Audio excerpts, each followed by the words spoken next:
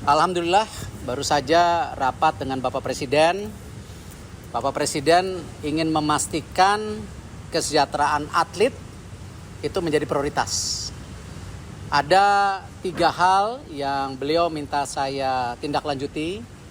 Satu, mengenai beasiswa atlet LPDP untuk benar-benar nanti dialokasikan seperti apa. Lalu juga atlet-atlet yang memang berprestasi bisa juga diberi kesempatan tadi apakah masuk menjadi ASN atau TNI Polri. Nanti kita coba karirnya. Tetapi juga Pak Presiden juga sedang mereview nanti untuk bonus SEA Games, Asian Games dan Olimpiade. Yang ini angkanya belum boleh karena saya mesti konsultasi dulu dengan Kemenkyu, karena ini kan kita mesti bikin rencana besar daripada anggaran negara.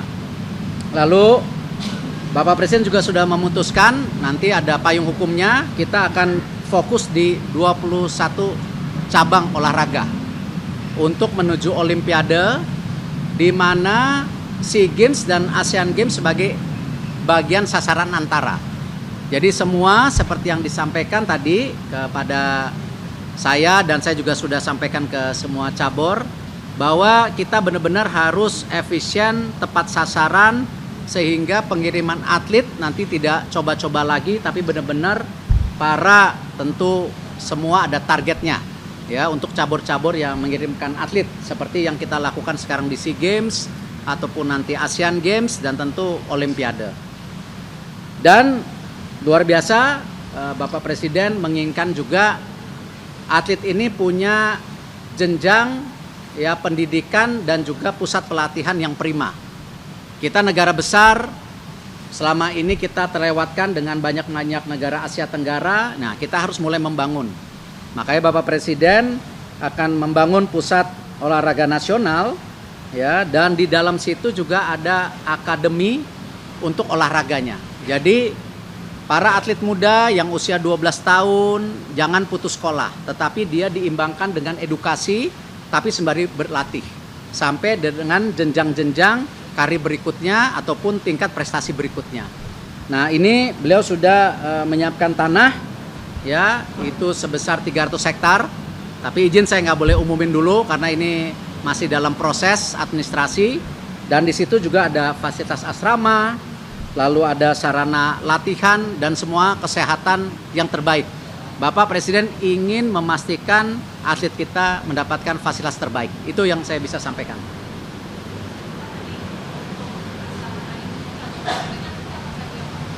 Tadi kan payungnya 21 cabang olahraga. Kalau yang akademi dia kan tentu punya asrama sendiri seperti Sekolah Unggulan atau Taruna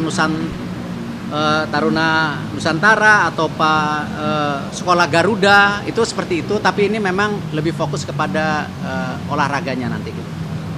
Pak, memang untuk atlet sendiri dalam datanya banyak kan sekarang tuh lulusan apa aja sih Pak, dan urgensi dari Pak Presiden memperhatikan hal ini apa Pak?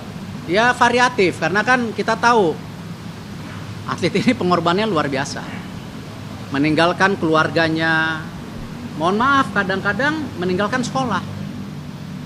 Nah, ini yang kita harus pastikan jenjang karir mereka baik sesudah atau saat itu tidak boleh terputus.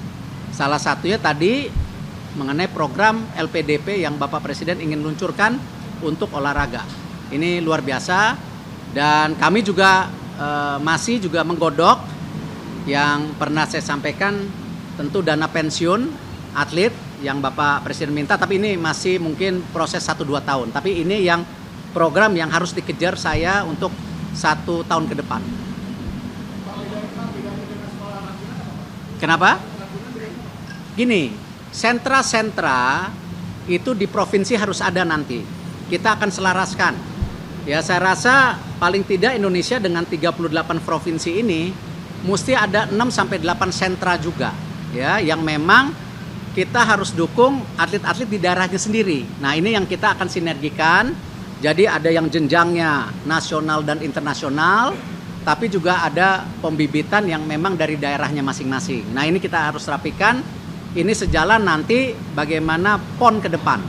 Jadi memang salah satunya usulan kalau bisa PON ke depan itu bersamaan dengan SEA Games.